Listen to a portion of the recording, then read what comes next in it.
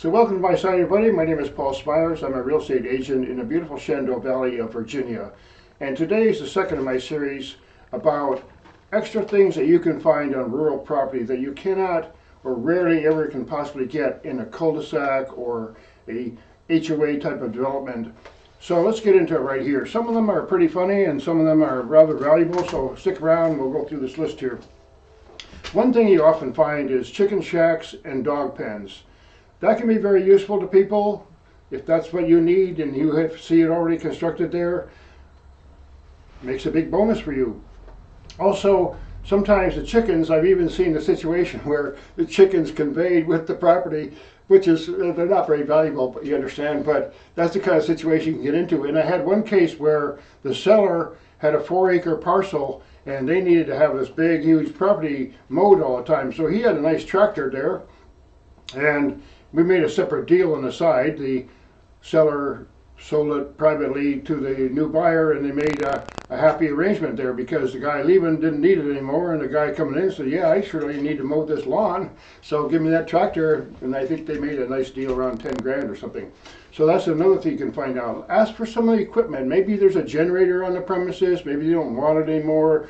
Could be anything. You can make a private deal. It doesn't have to be in the deed. Sometimes something like a tiller or machinery, you make a separate deal with that, but at the same time, it's part of the deal that you get that included as a side deal kind of thing. Another thing you'll find is extra electrical. If you buy a farm or something, like where I'm at here, it has a 200 amp system, and 100 amps goes to my workshop. See, so that's a expensive thing. That the original house was in 1946. It probably originally had only a 60 amp system, but over the years it was upgraded.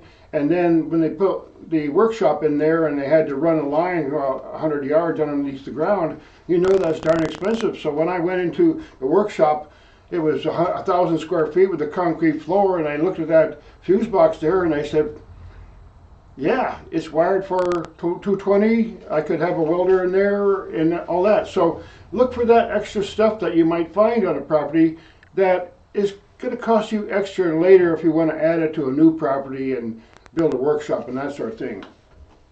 Nice mature landscaping. I've talked a little bit about that. Mature trees.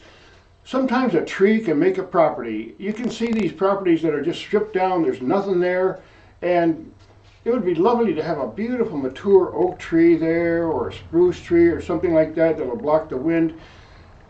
They can be very valuable. You know how long it takes to grow a tree, and I found out that it might take 11 years just to get hickory nuts off a hickory tree. So I have to have some right here. And hickory nuts are another story here. I don't really eat them, but they're kind of interesting. They attract a lot of the bugs and they attract a lot of the squirrels and so on. So metal roofs. Metal roofs, if you can find one of those old homes. I have one here, 80 years old, is still the original metal roof. In the old days, the people were very practical out in the countryside.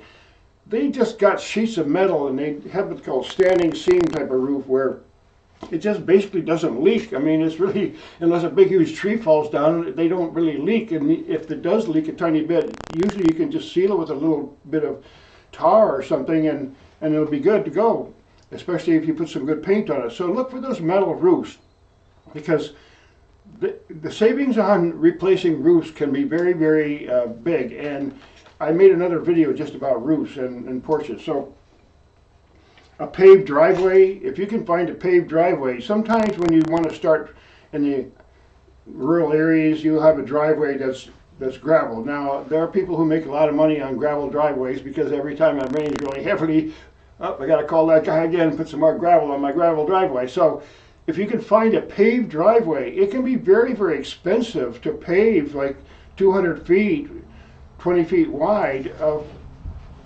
asphalt.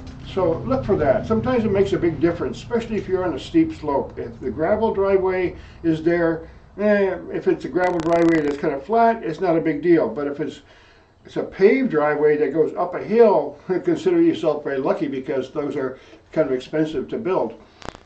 Old vehicles, yeah, you can find them. I haven't found a 57 Corvette yet on the back lot for a year. There's about sometimes you can find some old vehicles. I had one property, the guy didn't buy it actually, but there happened to be an old Ford Mustang on the property actually from the 80s, and I asked him, oh, if you buy this thing, do you want that thing, that old car on there? And he goes, yeah, I'd take that car.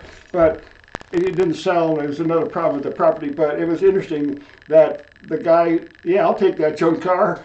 And maybe you'll find an old tractor. I've seen some tractors that, you know, someone just left them on the property and they're just going to rust for 100 years. But if you're a fan of old tractors and restoring machinery and stuff like that, there's a lot of people out there that do that these days. And sometimes you can find something rather useful on your back lot, like a so-called barn find. And like I said, sometimes if something's on the property that you'd like that isn't technically a fixture or part of the sale, what you do is you talk to the owner and you say, hey, do you want that old tractor? Or can I have it? Or something like that. And you make a separate kind of arrangement of that sort of thing, like machinery. But let's go through some of these other things. Walking trails. If you find a walking trail on your property, maybe you did some ATV trail and that's what you'd like, and you can walk your dog or whatever. Sometimes you find some of these old properties that it only has maybe 3 or 4 or 5 acres, but it's next to a big forest and you can walk around, and there's maybe a pond. A pond is another thing. I talked about that in another video. It's a little bit harder to find a pond than it is to find a stream in Virginia. Streams are quite common, and even springs are fairly common in Virginia. So one more thing I'll get into here, which is really rather high value, and that is a second residence. Believe it or not, way out in the countryside, in the rural areas, the zoning is such that yada yada yada, over the years there's a regular house and maybe there's a mobile home, or maybe the mobile home came first and then they lived there for a long time and then they added a regular house and then they rented out the mobile home. I've seen those kind of properties. And then there are people who have a big RV parked on a property almost like semi-permanently, and sometimes you can see that actually 2 families are living there in the same property. Now, you won't be able to do that in a typical cul-de-sac type of property around a suburb or something, so don't even think about that. Like, hey, can I bring my RV here? It's only 20 feet long. I'm going to park it here and plug it in, and my relatives are going to come up here and spend the summer. That doesn't go very well with the HOA, but out in the rural areas is very common. You see, so look for that opportunity. Sometimes there's a carriage house there that you can park your vehicles in. You can convert to a garage. You can maybe convert the top floor of a carriage house and add on to it. I had some friend of mine made a yoga studio above what they had once was a carriage house, and then they began to make it modify it a little bit and build it into a different kind of structure. Now, zoning and building permits and all that, you can't do that in HOA. You can't just say, hey, you know, I'm deciding that I got a little extra land over here, so I'm going to put a 200 square footprint house, a 2-story, with a septic and well. That won't go over well. But you can find some properties out in the rural areas if you just look. Again, to sum everything, just look for the various options that you'll find on a property. Mature shrubs, landscaping, some extra value in trees, some nut trees, maybe some fruit trees, maybe some berries. I rented a property for a while. I was a tenant, and it just happened to be a beautiful property. I told you a bit about this in one of my other videos. But it was surrounded on 3 sides. There's loads and loads of berries, raspberries. We couldn't deal with them all. All the bears would come, and they were just, the birds would come, and you know, if you don't get them by the middle of July, that's it. Got to wait till next year, see? But if you find that already on your property in the rural areas, you might find already natural plants that are medicinal or edible. You can find things that people used to live on for years and years on the property in the Native American days. So look for those extra things that add interest and value to the property. Because watch some of my other videos about upgrading your property, because as soon as you buy something, immediately get to work and have a plan. I'm going to upgrade this, this, this, and that, and see if you can save up some money and make it beautiful. Like on my property here, it was a boring 3-acre yard, okay, with some extra structures. I immediately got some fruit trees on there. I made a little water feature. I planted some perennials around, a bunch of sunflowers that make the property look wonderful.